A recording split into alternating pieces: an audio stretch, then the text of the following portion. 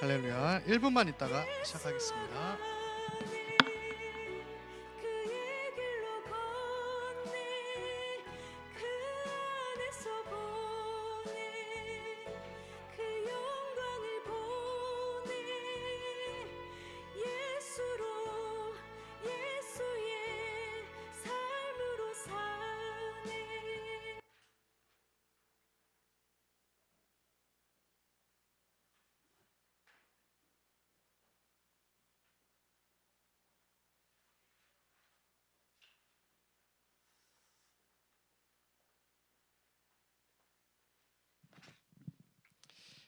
할렐루야. 오늘 알기 쉬운 개혁주의 5대 강령 교리 튤립, 특별히 개혁주의의 가장 핵심인 이제 튤립에 대해서 구원론이죠. 강에 대해서 함께 강의하고 살펴보겠습니다. 기도하고 시작하겠습니다. 사랑 많으신 주님 감사합니다. 하나님, 우리는 무지하여 주님의 뜻을 알지 못하오니 주의 말씀에 조명하시는 은혜를 따라 아버지 하나님, 우리에게 주신 성경 말씀에 주님의 계시된 주님의 뜻에 따라 우리가 주의 뜻을 온전히 밝히 보아 알게 되는 은혜를 더하여 주시옵시고, 하나님을 온전히 아는 우리의 지각을 새롭게 하셔서 이 시간 주님의 깊은 뜻까지 아는 은혜 더하여 주시옵소서. 예수님의 이름으로 기도합니다. 아멘. 네, 오늘 알기 쉬운 개혁주의 5대 강령 교리 30분 강의입니다. 튤립 강의에 대해서 첫 번째 시간 갖도록 하겠습니다. 지난 하반기 때 저희가 거의 3-4달에 걸쳐서 웨스트민스터 신앙 고백서 5장까지 했죠. 총 33장까지는 웨스트민스터 신앙 고백서 중에 5장까지 하나님이 누구신지, 삼위 하나님에 대해서, 성경에 대해서 살펴봤고요. 웨스트민스터 예배 모범에 대해서 살펴봤습니다. 그리고 6장부터 이제 33장까지 쭉 다시 6장부터 이제 진행을 할 건데, 6장부터는 교회론에 대해 다루고 있어요. 죄가 무엇인지, 그리스도의 구원의 은혜가 어떠한지를 웨스트민스터 신앙고백서가 다루고 있는데, 우리가 오늘날 개혁교회 성도들, 특별히 개혁교회라고 하는 것은 1517년의 종교개혁의 후예들이죠. 카톨릭이 적그리스도 이단이고, 중세 천년은 헬라 사상과 기독교가 섞인 잘못된 혼합이고, 그래서 다시 성경적인 교회 원형을 회복하는, 그것이 1517년의 마틴 루터의 종교개혁이었고, 16세기의 칼빈, 이어서 나온 루터와 칼빈의 역사적인 개혁교회입니다. 그래서 사실은 우리는 지금 그런 역사적인 정통이죠. 전통이 아니라 역사적 정통, 성경적인 구원론을 가지고 있는 개혁교회예요. 개혁교회. 개혁교회 아니면은 다 자유주의입니다. 사실은 그게 얼마나 깊냐, 크냐, 좁냐의 차이일 뿐이지 1도만 틀어져도 사실은 자유주의 스펙트럼에 들어가는 겁니다.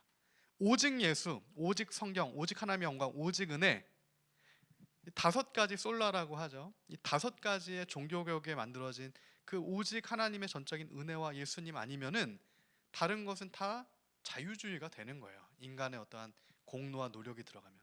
오늘날 그것이 카톨릭 신학이다라고 할 수 있고, 그 카톨릭 신학이 개혁교회까지 지금 침투해 들어오는 게 자유주의 사조인 겁니다. 그래서 지금 오늘날 많죠. 사실은 광명의 천사를 가장한 이 자유주의 신학자들이 너무 많습니다. 신복음주의, 특별히 지금 WCC, 로잔, WEA 다 신복음주의입니다. NCCK. 이런 것들을 앞장서서 지금 릭 워렌부터 해서 C.S. 루이스 막 이런 사람들이 다 사실은 카톨릭 신학 혼합을 이루어 가고 있어요. 그래서 이들의 목표가 2033년에 종교통합 원년을 이루겠다 이렇게 찍고 가고 있는데, 2033년이 예수님 오신 지 2000년 되는 해죠. 그래서 적그리스도적인 것들도 굉장히 달려가고 있는 거예요. 그래서 이때 우리가 그럼 성경적으로 주님께서 우리에게 뜻하신 그 유일한 구원의 길과 성경이 말하고 있는 그 구원은 무엇인가를, 그 본질이잖아요. 그 정확하게 알아야 되는 겁니다. 근데 우리가 그러면은 어떻게 하겠어요? 새로 개발하고 발명해낼까? 그렇지가 않은 겁니다. 이미 우리 믿음의 선진들이, 하나님 말씀인 성경이 이미 주어진 거잖아요. 그 성경을 통해 우리 믿음의 선진들이 이미 밝히 보아 우리에게 길잡이처럼 밝히 보여준 게 있는 거예요. 그것을 우리가 이제 이 시간에 이제 살펴보는 겁니다. 그래서 이 시간에 좀 간단하게 하면은, 우리 개혁교회가 기준으로 삼아야 할 문서가 몇 가지 있을까요? 우리 몇 가지 있을 것 같아요? 성윤이 몇 가지 있을 것 같아요? 우리 어떤 정통 교회가 그 어떤 성경은 당연히 오직 성경이잖아요.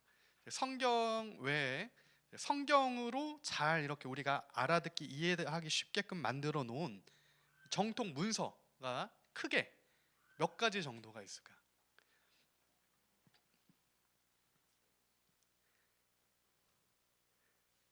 대략 대략 몇 가지 정도 있을 것 같아요. 죄송합니다. 너무 어려운 질문을 제가. 네, 두세 개. 집사님 몇 가지 정도 있을 것 같으세요? 아, 두 가지. 훌륭합니다. 훌륭하십니다. 제가 보니까 한 20개, 200까지 될 것 같은데 두 개밖에 없어요. 그러니까 하나님께서 우리에게 은혜를 주신 거죠. 조금밖에 없는 겁니다. 그러니까 고전도 사실은 진짜 우리가 읽어야 될 책은 한 30권 정도밖에 안 되잖아요. 똑같이 어떤 고전적인 텍스트에서 가장 중요한 1차 자료, 1차 사료, 가장 기본 사료는 두 개밖에 없습니다. 할렐루야.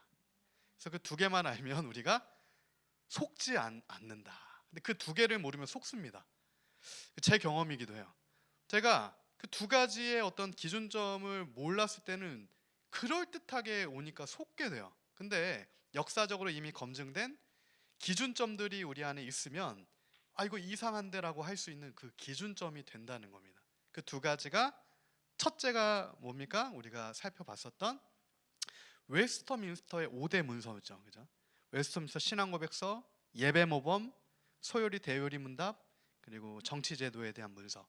이렇게 5개의 웨스트민스터 1647년에 만들어졌던 문서가 개혁교회의 가장 중요한 기초 문서가 됩니다.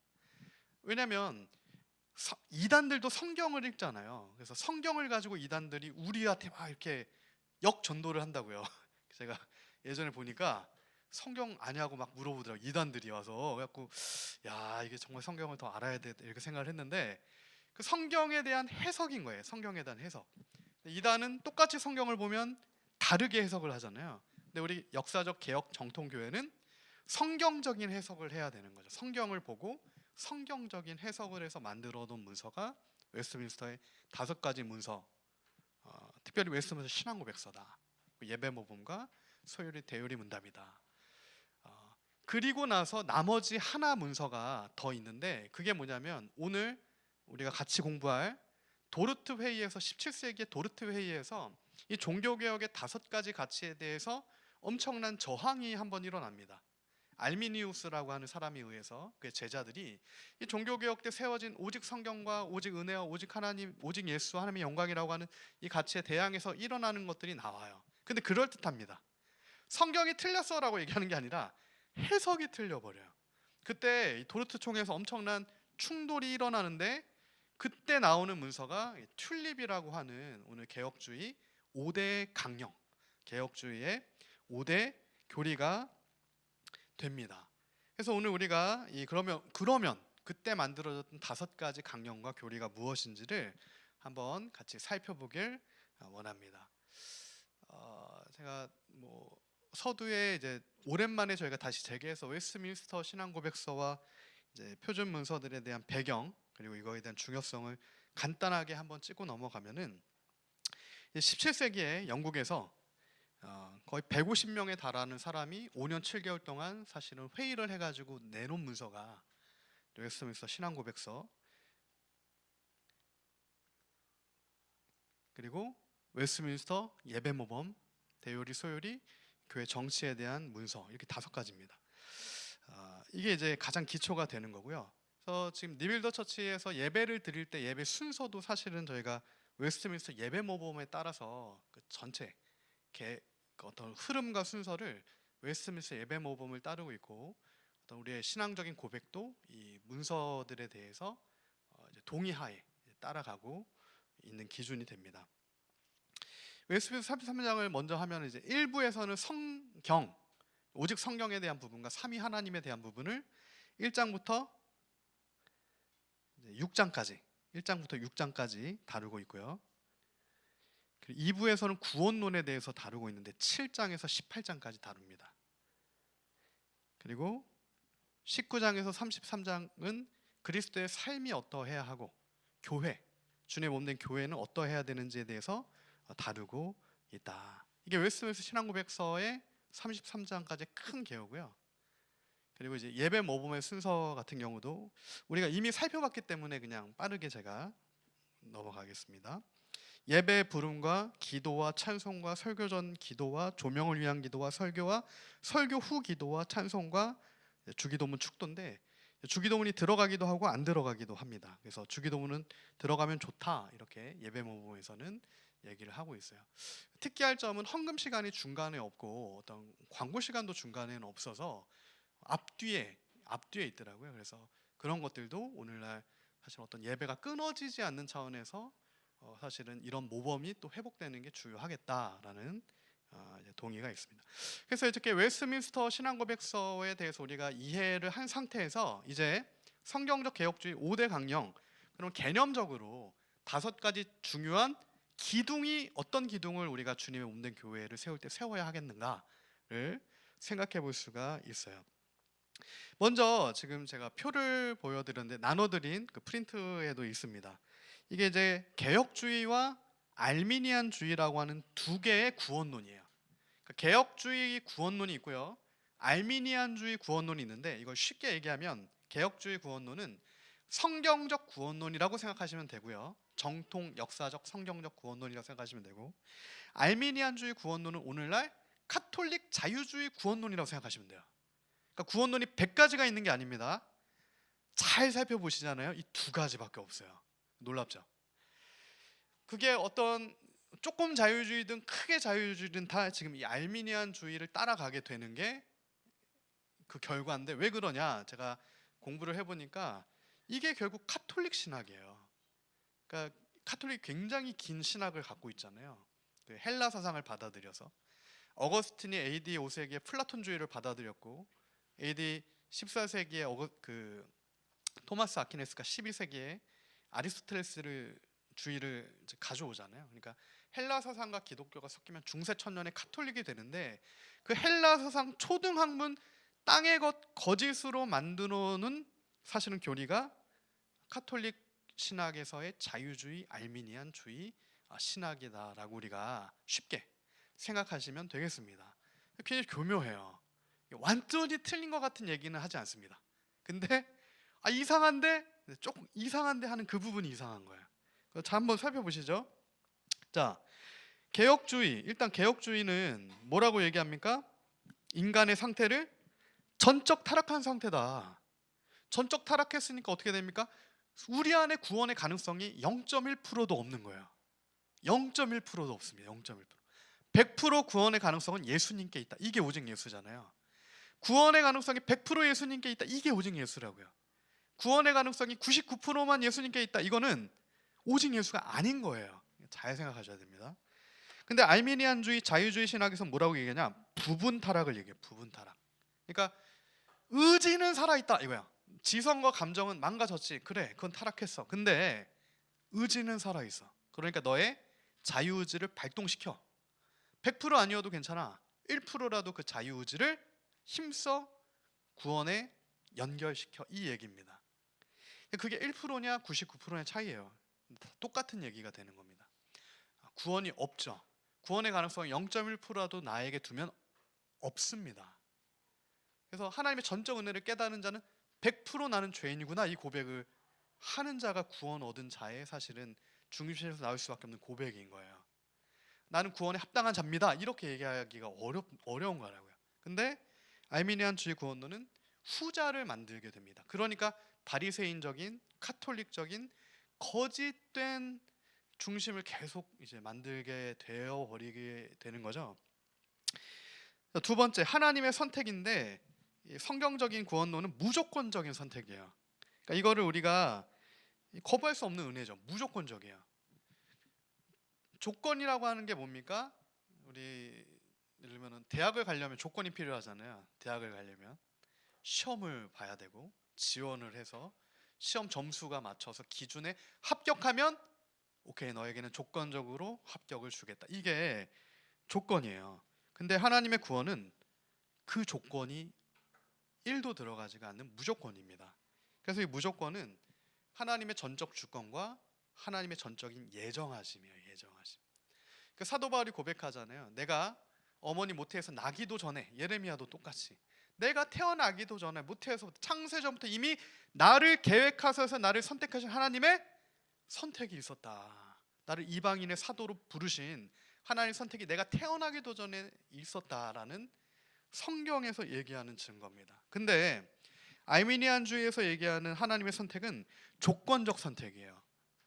이거를 말이 단어, 그러니까 공산주의자들도 단어 혼란 전술을 쓰잖아요. 그래서 우리가 단어에 속아 넘어가면 안 되는 게 단어 자체는 틀리지가 않습니다. 단어만 띄어보면 틀리지가 않는데 개념으로 연결해 놓으면 틀린 게 되는 거예요. 구성에서 틀리는 거죠. 얘네도 예정을 써요. 그러니까 자유주의 신학도 예정을 씁니다. 심지어 카톨릭도 예정을 얘기해요. 근데 카톨릭과 자유주의와 알미니안주에서 얘기하는 예정은 예지 예정이에요. 예지 예정. 예지 예정은 뭐냐면 하나님께서 내가 무슨 선택을 하실 줄 알고 그 선택 때문에 나를 선택하셨다는 거예요. 굉장히 교묘하게 틀리죠. 개혁주의 성경적인 역사적인 이 개혁주의에서는 나의 선택과 전혀 상관없이 하나님이 나를 선택하셨기 때문에 내가 그렇게 나아갈 수 있는 은혜를 입어서 가게 되는 거고요. 예지 예정의 알미니안에서는 하나님께서 내가 어떤 선택을 하는지를 보고 계시기 때문에 그 선택 때문에 나를 선택하셔서 구원하셨다라고 하는 조건적 구원이 들어가게 되는 겁니다. 근데 내가 뭘 선택하는 걸 알고 계셨다, 이 개념이 틀린 거야. 그게 예지 예정입니다. 그게 아니라 우리는 예정이에요. 예정과 작정하십니다. 우리의 선하심의 근거는 하나님께 있다, 이거죠. 세 번째, 그리스도의 대속인데 개혁주의 교회에서는 제한적 속죄를 얘기합니다. 그러니까 예수님께서 십자가에 달려 돌아가셨을 때 하나님의 자녀들을 구원하시려고 돌아가신 거예요. 하나님의 자녀들을. 근데 알미니안주의에서는 모든 인류를 위한 속죄다, 이렇게 얘기하는데 이것도 사실은 단어만 들었을 때는 맞는 것처럼 생각할 수가 있는데 성경을 보면 예수님께서 십자가에 달려 돌아가셨을 때는 그 앞에 하나님의 자녀들을 위해 돌아가신, 그러니까 이 모든 사람을 얘기하지 않습니다. 올 피플을 얘기하는 게 아니에요. 하나님이 선택하신 그 자들을 위해서, 자녀들을 위해 주님께서 십자가에 달려 돌아가셔서 아버지께서 나에게 주신 그들을 위해서 내가 주께 기도합니다. 이게 예수님의 고백이셨잖아요. 하나님께서 예수님께 주신 하나님의 백성이 있다는 겁니다. 그래서 그 하나님의 자녀를 위해 주님께서 십자가에 달려 돌아가셨다. 근데 그 하나님의 자녀가 누군지 우리가 알까요? 모르죠. 우린 모릅니다. 누가 선택받은 자고 선택이 없는 자인지 몰라요. 선택과 유기라고 하잖아요. 그래서 우리는 나밖에 모릅니다. 그러니까 나와 하나님, 어떤 다른 사람, 이게 아니라 내가 정말 내 아버지를 알고 아버지가 나를 알고 우리 안에 성령이 계시고 성령과 동행하고, 그러니까 어떤 정죄가 아니라 우리가 하나님 앞에 선택받은 자, 구원받은 자, 자녀로서 내가 겸손하게 그냥 걸어가면 되는 거죠. 그리고 때를 얻든지 못 얻든지 누가 주님의 자녀인지 모르기 때문에 전도도 하는 겁니다. 그래서 개혁주의 교회에서 가장 중요한 게 사실 전도와 선교가 아닙니다. 전도와 선교가 1순위가 아니에요. 성경이 얘기하고 역사적 개혁주의 교회에서 얘기하는 가장 중요한 뭐겠습니까? 전도와 선교가 아니면 예배예요. 예배. 1순위는 예배입니다. 그 다음에 전도와 선교가 있어요. 전도 왜 합니까? 전도한 그 사람이 하나님의 자녀로 또 예배자로 또 서야 되니까. 그죠? 그러니까 어떤 선교도 마찬가지입니다. 그래서 전도와 선교도 예배를 위해 있게 되는 거예요. 그러니까 하나님의 영광이 가장 큰 기준입니다. 하나님이 영광 받으시는. 하나님이 무엇을 통해 영광 받으십니까? 우리의 예배를 통해. 예배에 대한 개념에는 성경적으로 두 가지 개념이 있죠. 실제 프로스키네오와 라트레이아라고 하는 단어 두 가지를 쓰는데 이 프로스키네오는 완전한 굴복, 그러니까 진짜 우리 예배를 나타냅니다. 예배로서 예배, 주일 예배, 그죠?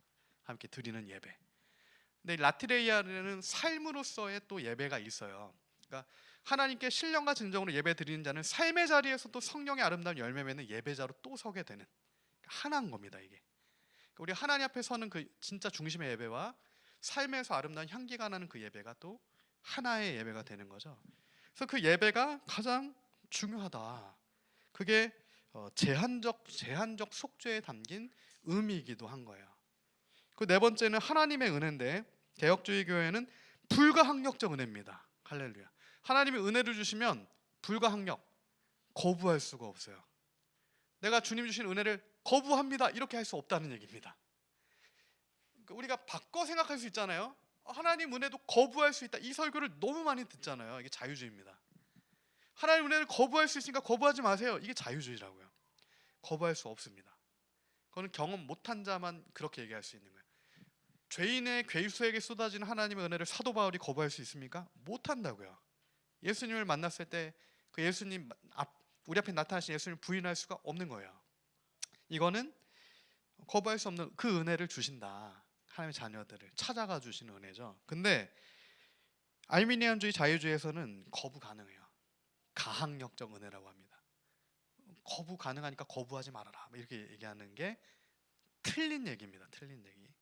그래서 우리가 은혜를 구해야 되는 거예요. 그래서 그 하나님의 신실한 은혜를 날마다 우리 심령에 비춰 주시옵소서. 그때 그 거부할 수 없는 은혜로 우리가 회복되는 거죠. 그죠? 의인이 되는 겁니다. 은혜로 말미암아.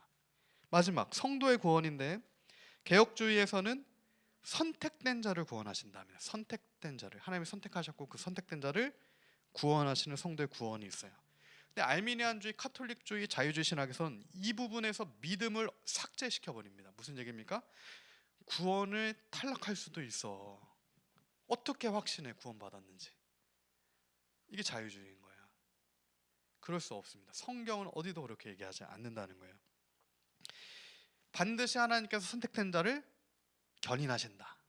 반드시 하나님의 백성을 찾아가신다. 그게 믿음이죠. 나는 하나님의 자녀다. 그게 믿음이죠. 끝까지 내가 나 구원 못 받았으면 어떡하지? 이 자체가 믿음이 아닌 거예요. 근데 그거를 알미니안주의 자유주의 구원론을 가지고 있으면 끝까지 믿음 없이 살다가 마지막도 담보할 수가 없게 되는 상황에 놓일 수가 있게 되는 겁니다. 그러니까 엄청난 미혹인 거죠. 그래서 이 5가지 알미니안주의 보세요. 지금 부분 타락, 조건적 선택, 보편적 속죄, 가항력적 은혜, 탈락 가능성에 대한 이 5가지 부분이 종교개혁의 루터와 칼빈이 세워놓은 5가지 솔라, 그죠? 성경적인 기반을 흔들면서 들어오니까 이게 1618년에 도르트 총회라고 하는 신학회의에서 충돌을 하게 돼요. 이때 이제 충돌을 일으켰던 이들이 알미니우스라고 하는 사람입니다. 그래서 알미니우스주의가 되고 이들을 향론파다 이렇게 얘기를 했는데 이게 17세기의 네덜란드 신학자였어요. 그래서 이게 기본적으로 하나님의 선택과 주권과 예정을 거부하며 인간의 자유의지가 구원에 있어서 인간의 선택의 중요성을 강조하게 돼요. 그래서 알미니우스 사후에 1610년에 그의 제자들이 알미니우스의 이 5가지 조항을 학론이라고 해서 국가에 제출하고 그래서 이들을 학론파라 부르게 되었다라는 겁니다. 그래서 이제 이것에 대해서 반박을 하면서 들어온 게 지금 개혁주의 5가지 강령이고요. 이게 지금 다음과 같은 거죠. 아까 말씀드린 전적 타락, 인간을 스스로 구원할 능력이 전혀 없다. 무조건 선택. 하나님의 선택은 인간의 조건에 달린 것이 아니다. 제한적 속죄. 그리스도는 선택된 자들을 위해 죽으셨다. 불가항력적 은혜. 하나님이 주시는 구원의 은혜는 거부할 수 없다. 성도의 견인. 한 번 구원받은 자는 하나님이 끝까지 지켜 보호하신다. 이 5가지다. 그래서 약속대로 30분 만에 마치겠습니다. 그래서 이 5가지 이제 거짓에 반대하는 이 정통 개혁교회의 5가지 귀한 기둥과 같은 강령을 우리가 이제 튤립 외우시고 앞으로 이 알미니안주의와 같은 자유주의 신학에 속지 말고 우리가 속지 말고 계속해서 이런 교묘한 것들을 다 제거해서 사실 우리가 다시 이제 성경으로 이제 돌아갔을 때 하나님이 주시는 크신 은혜가 우리 신앙 가운데 계속 날마다 더해지는 은혜 역사 있기를 소망합니다. 다음 주에 이어서 하나 좀 자세하게 다음 주에 이어서 좀 살펴보겠습니다. 혹시 질문 뭐 궁금하신 사항 있으시면은 예. 네. 네. 아, 네네. 예. 한 번 구원은 영원한 구원이 아니다. 그죠? 예. 예. 예. 이루어야 된다. 예. 그게 알미니안이죠. 그 사실은 그게 굉장히 교묘한 틀린 말인데 이제 대전제가 틀려 있잖아요. 무슨 얘기냐면 한 번 구원은 영원한 구원이 안 되려면 영원한 그럼 반대로 생각하면 되는 거예요. 영원한 구원은 영원번이냐? 그러니까 하나님의 구원은 그러면 영원한 구원이잖아요. 하나님의 구원은 영원한 구원이라고요. 불완전한 구원이라 완전한 구원이고 영원한 구원이에요. 그럼 영원한 구원이 여러 번이냐? 한 번이죠. 하나님의 영원하신 구원은 한 번이에요. 십자가의 구속의 사건이 여러 번이냐? 한 번이죠. 단회적인 사건이란 말이에요. 그러면 사실은 주님의 구원은 영원에 속한 거고 그거는 한 번이죠. 십자가에서 한 번에 이루어진 구원의 사건인 거예요. 그러니까 사실은 그 질문의 전제 자체가 완전 틀린 전제로 얘기하게 되는 건데 그럼 반대로 생각하면 영원한 구원은 여러 번이냐? 그것도 될 수가 없는 거죠. 그러니까 성립 자체가 이제 불가한 얘기가 되는 거고 성경에서 나오는 구원을 이루어하는 너희 속에서 그 구원을 시작하신 성령께서 구원을 이루시게 너희 자신을 내어 드리랍니다. 사실은. 그러니까 성경에 나오는 믿음은 다 사실 다그 그 수동태요, 수동태. 그러니까 능동태가 내가가 아니라 우리 안에 계신 성령께서 이루어 가시는. 우리가 정말 사실 우리는 그래서 예수님을 바라보는 것밖에 할 수 없고 그 주님을 바라보는 은혜 아래서 회개하며 주님의 긍휼을 구할 수밖에 없는 거예요. 우리가 할 수 있는 것. 그때 은혜를 주셔서 성령께서 우리에게 오셔서 우리를 새롭게 하시고 새 마음을 주심으로 우리가 성령과 함께 나아갈 수가 있게 되는 거죠. 그러니까 사실은 주체가 성령이세요. 그러니까 구원을 이루는 주체도 내가 아니라 성령 하나님이신 거죠. 예. 은혜를 주시는 분이 그런 이제 차이가 있습니다. 그래서 그 말 자체가 사실 근데 그게 구원파 교리도 아니에요, 사실은. 예, 아, 예.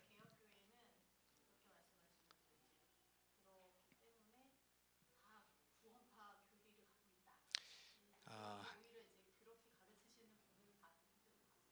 보통은 이제 그게 자유주의인데 이제 구원파 교리는 제가 예전에 한번 보니까 구원파는 한 번 구원은 영원한 구원이다. 구원파는 그렇게 얘기한 적이 없습니다. 그러니까 오히려 구원파는 완전 다른 교리예요. 통일교처럼. 걔네처럼 자체 다른 교리를 가지고 있어요. 몇 날 몇 시에 자신이 구원받은 뭐 그런 굉장히 특정한 걸 갖고 있기 때문에 마치 킹 제임스만 맞다 막 이렇게 하면서 지금 잘못되는 것처럼 어떤 특정 부분을 완전 강조하는 정통에서 벗어난 게 구원판 거지. 이거는 성경적 유일한 정통 교리입니다. 그래서 이런 역사성이 있기 때문에 우리가 이제 그러한 이제 중요한 굉장히 이제 하루아침에 또 만들어진 건 아닌 거죠. 그게 많지가 않고 웨스트민스터 신앙 고백서와 이 튤립 강령 이 두 가지가 없기 때문에 이걸 확실하게 붙들어 두면 속을 일이 많이 없다. 이렇게 또, 예. 또 궁금하신 부분이 있으실까요?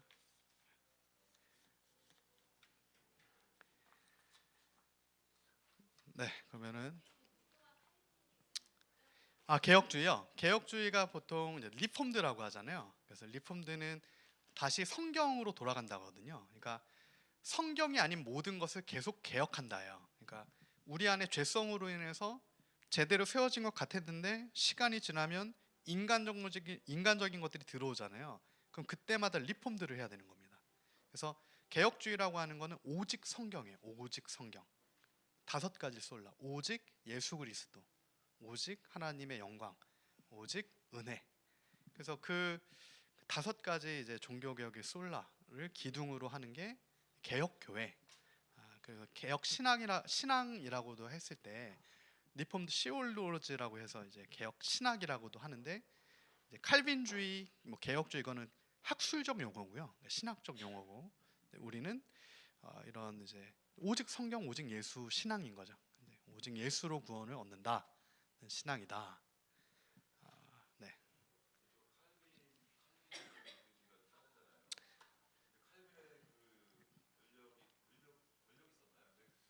칼빈이요. 네. 아, 이제 맞아요. 그게 이제 그것도 굉장히 어떤 역사적인 왜곡에 의해서 이제 그렇게 얘기하게 되는데, 칼빈에게는 사실 크게 권력이 없었어요. 그 당시에 제네바에서 칼빈이 시장을 했을 때, 제네바가 작은 도시였는데 200인 의회라고 있었어요. 그래서 법정적인 어떤 이것을 시장이 하는 게 아니라 의회에서 하게 되는 거예요. 그래서 200명이 사실은 의회에서 결정을 하면 그 사람에게 사형 선고가 떨어지거나. 근데 그 당시에는 이제 종교개혁 이후였기 때문에 종교적인 문제로도 막 여러 가지 판결이 나는데, 그 판결을 칼빈이 하는 게 아니라 이제 200인 의회에서 이제 사실은 그 결정권을 하게 되는 거고, 그거를 가지고 칼빈이 하지 않았냐라고 하면 또 뭐 어쩔 수는 없지만 사실은 200명이 사실 하게 되는 겁니다. 그러니까 이제 그런 것들. 그리고 칼빈도 계속 뭐 쫓겨 나가거나 오래 그런 거를 하진 못해요. 네. 그렇죠, 그렇죠. 개인이 뭐 개인을 죽이는 건 아니니까요. 보통 법정 선고로 죽게 되는데, 근데 그건 의회의 사실은 선고였지. 근데 당시에 시장이라는 직함을 칼빈이 잠깐 갖고 있었을 뿐인데, 예, 그거는 뭐 지금도 뭐 똑같은 얘기로 하면은 뭐 서울시에서 죽게 되는 사람의 모든 책임은 서울시장한테 있다, 이 얘기랑 뭐 크게 다르지 않을 수 있는 거죠. 예. 그런 왜곡이 많습니다. 루터에 대한 공격할 때도 막 많이 죽이지 않았냐. 근데 루터 칼빈이 개인적으로 죽인 사람은 한 명도 없었죠. 보통 이 어떤 법적으로 그렇게 되는 거라. 근데 그게 불법으로 되는 게 아니라 합법으로 그 당시 법의 테두리에서 의회에서 이제 결정을 하게 되는 거라, 이제 그런 이제 역사성은 있습니다. 네, 터툴리안. 터툴리안은 보통 이제 그 펠라기우스주의라고 해서 이제 AD 5세기까지 넘어가거든요. 그러니까 지금 이 튤립 교리랑 종교개혁은 16세기잖아요. 16세기, 17세기 도르트 신조가 되는 건데, 이거보다 이제 AD 5세기니까 1000년 전에 이미 AD 4세기, 5세기 때 어거스틴하고 펠라기우스라고 하는, 사실은 지금 이 싸움이 교회 초기부터 있었던 싸움인 거예요. 그러니까 그래서 이 터툴리안이라고 하는 건 중세 교부 중에 한 명인데, 또 터툴리안을 계승했다라고 하는 측면은 좀 이제 합당하지는 않고, 어거스틴과 펠라기우스가 싸웠던 구원론에 대한 차이, 이게 1000년 뒤에 오면 개혁교회와 자유주의 신학이 싸움을 하는 것 같은 계속되는 형국이 있는 거고, 신약으로 가면 바울과 지금 골로새 교회 안에 있는 유대 율법주의자들이 싸우게 되는, 그게 계속 이어져 싸우게 되는 거죠.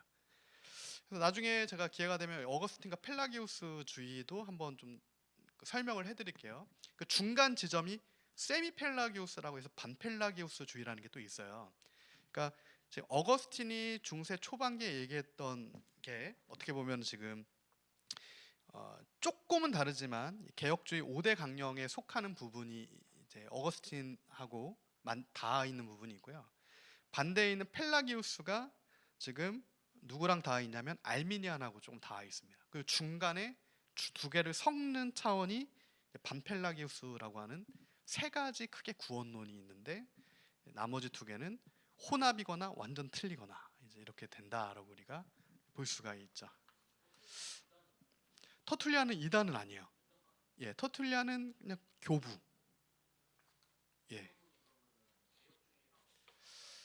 터툴리안 같은 경우는 그렇죠. 터툴리안의 구원론이 이렇다라고 보통 얘기하진 않아서 그냥 어떤 초대 교회의 지도자 중에 한 명이다. 이렇게 그래서 어떤 특정한 주장을 하진 않았어요. 터툴리안. 기도하고 마무리하겠습니다. 사랑 많으신 주님 감사합니다. 우리가 주님을 더 깊이 알길 원하고 하나님 아버지의 말씀에 조명하심에 따라 우리가 주님과 함께 동행하길 원하오니 은혜 더하여 주시옵소서. 예수님의 이름으로 기도합니다. 아멘.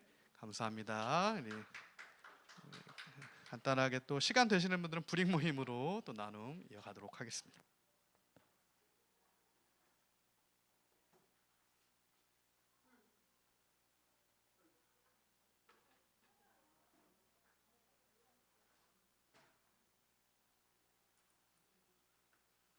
터툴리안은 어떤 주장과 구원론이 특정하진 않아가지고 그냥 유명한 사람 중에 한 명. 아마 펠라디우스도 제가 옛날 얘기하는 것 다니던 거기 그 뭐야 약간 뭐 투명 이런 얘기를 하셨던 것 같아서 뭐 그게 뭐였지 그냥 그런 생각이 갑자기 들어가지고 고대 교부 아 교부예요. 그쪽에 비슷하다 결이 터툴리안하고 뭐 그렇게 지나가는 말을 했던 것 같은 한 번도 그것도 물어보고 싶어요. 한번 물어보세요. 네. 터툴리안 같은 경우 근데 무슨 뭐냐면 어떤 정통적인 그거보다는 약간 어떤 뭐라 표현해야 되나? 그냥 분파적인 약간 느낌이 그런 좀 신비한 느낌 그런 어떤 영성 추구 막 이런 느낌인데 터툴리안 고대 약간 고대 교부라서 근데 그러면은 그 사람이 왜 교부라고 칭하게 되나요? 은사주의로 갈 수 있고 영지주의로 갈 수 있고 그런 사람을 왜냐면은 교부라고 이제 교부들 중에는 은사를 가진 사람들도 많았고 고대 교부들 수련하는 사람도 많았고 고대 교부라고 하는 게 어떠한 그러니까 이단은 아니에요. 이단은 아니에요. 이단은 또 아닌 거예요. 그 타투리아는 이단은 아니에요. 어쨌든 이단은 아닌 거네요. 이단은 아니에요. 약간 펠라기우스만 이단이에요. 펠라기우스만 펠라기우스. 이단이고 그 나머지 교부들은 이제 교부들은 색깔과 어떤 좀 그런 정도의